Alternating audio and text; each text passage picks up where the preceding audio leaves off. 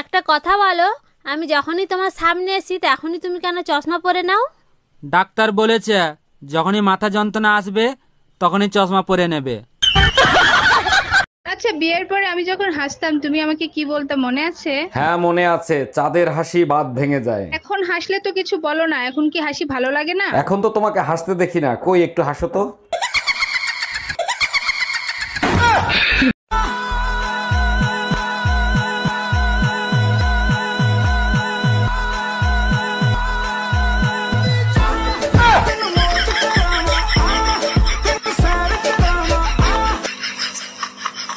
এই তুমি কি করো?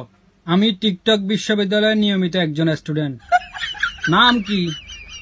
টিকটকার। কাম কি? ভিডিও বানাই। ও, ফলোয়ার কয়জন? 15 জন।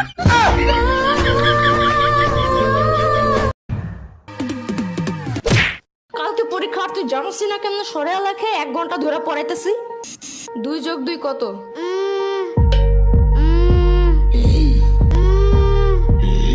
মনে হয় 22।